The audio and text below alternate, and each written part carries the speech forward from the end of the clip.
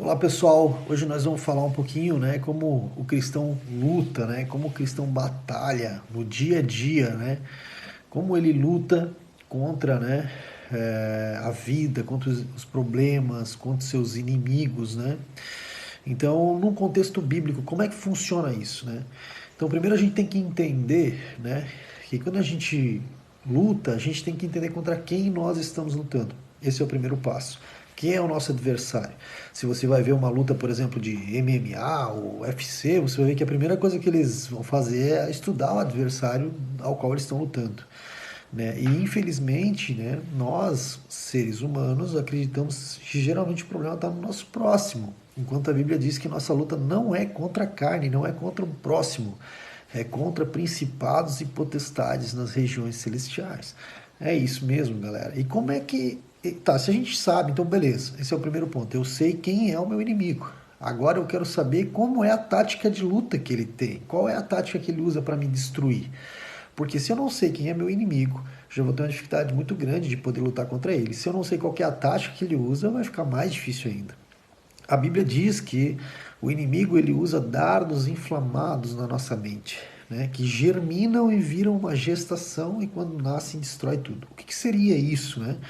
Dardos inflamados são mensagens na nossa mente. A luta é mental, Por quê? Porque Deus nos fez, da terra, Ele fez da terra, do pó da terra, e naquele momento que ele fez o pó da terra, nós não tínhamos serventia nenhuma, até que ele soprasse, o espírito, o ruá da vida. E aí nós agora somos corpo e espírito. E o que nos conecta é a nossa mente. Então a luta de um ser humano é mental, Sempre foi mental. E o inimigo nos atinge aonde? Mentalmente, dando sugestões do que eles acreditam que a gente deva fazer. Então, às vezes a gente se coloca para baixo, às vezes a gente faz coisas que a gente não deveria, mas como é que a gente luta contra isso? A gente sabe, que a luta é mental. Vou dar um exemplo. Jesus, por exemplo, quando ele está no Sermão do Monte, isso é a sabedoria, a gente tem que buscar a sabedoria. Depois eu vou falar de Efésios rapidamente também, porque Efésios fala sobre a conduta de defesa, onde ele fala também em Efésios 6 sobre que nós lutamos contra principados e potestades.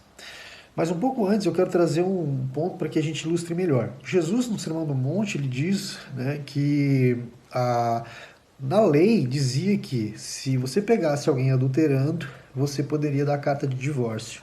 Embora Deus nunca quisesse isso, porque o objetivo de dar a carta do divórcio na lei era porque o coração do homem era muito duro.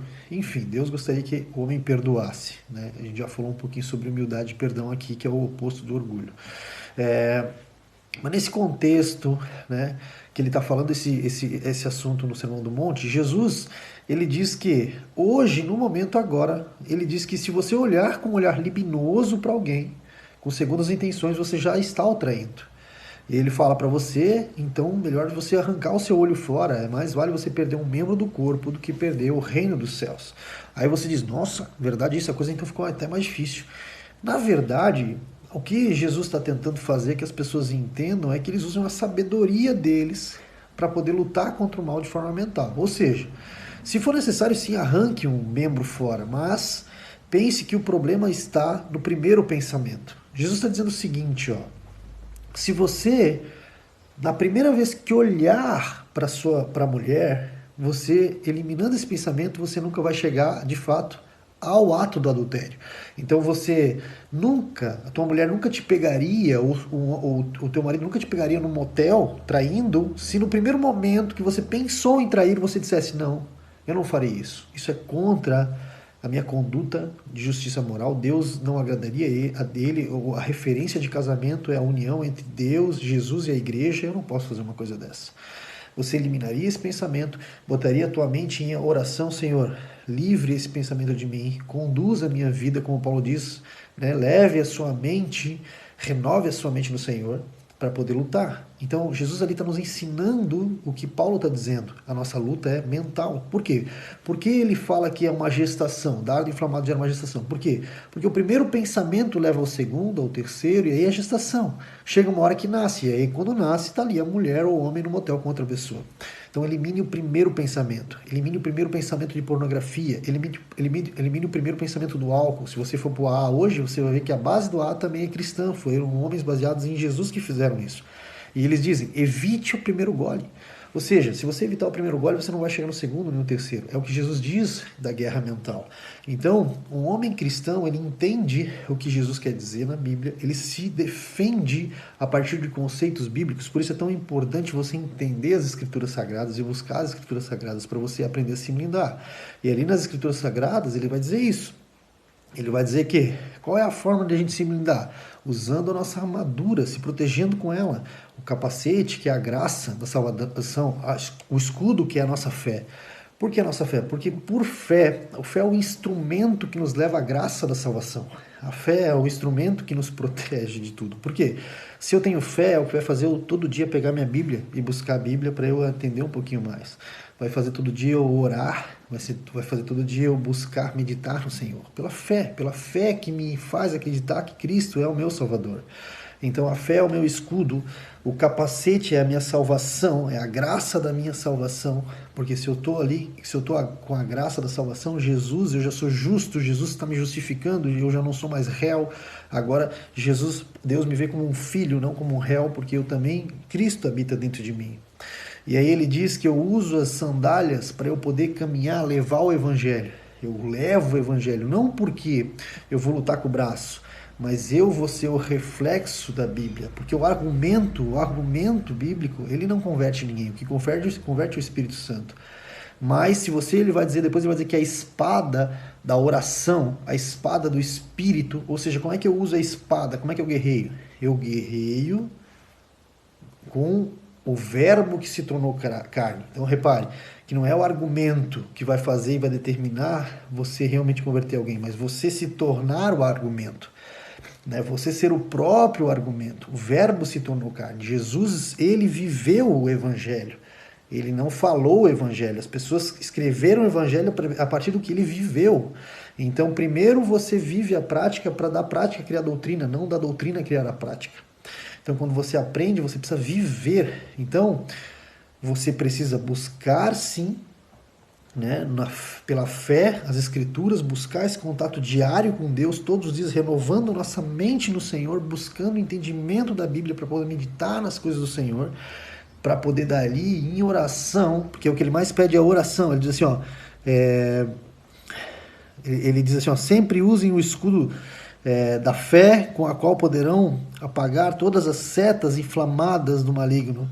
Tomem o elmo da libertação, né, que é a espada da fé, a espada do Espírito. Daí ele diz assim, ó, e com a espada do Espírito, que é a palavra de Deus, enquanto oram em todas as ocasiões,